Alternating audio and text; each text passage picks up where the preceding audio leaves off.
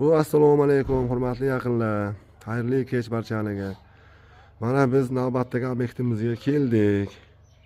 Bu obyektimiz Samarqand viloyati Pastorg'onda bo'lyapti. Xo'p, uyi go'zalligiga baho beringlar akalar. Dizayniga baho beringlar. Hammamizga shunaqa o'ylarni qilish nasib ro'za aylasin ilohim. Xo'p, bu tosh ishlarini ham o'sha hammaga mashhur Samarqandga mashhur akamiz qilib berganlar. Mana dizayn qilib o'zlari. O'zgacha holatda mana. Xo'p, bu yerda biz lisensiya ishlarini qilib berganmiz.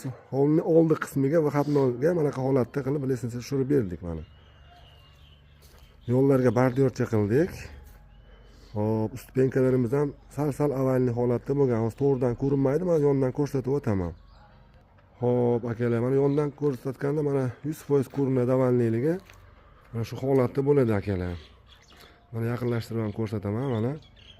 Juda o'zgacha ko'rinishda bo'ldi. Egalari ham juda ham xursandlar, rozilar. Akalar, kimda shunaqa xizmatlar bo'lsa, bemalol aloqa chiqaverasizlar. Doimo xizmatdamiz akalar. Nafaqat Samarqand shahar, butun rayonlargacha chiqib xizmat ko'rsatamiz. Sifatiga kafolat beramiz.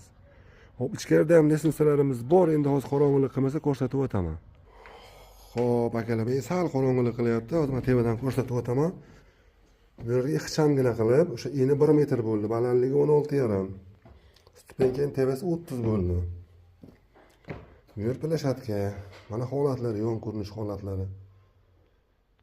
Sifati yaxshi, defekt yo'q akalar.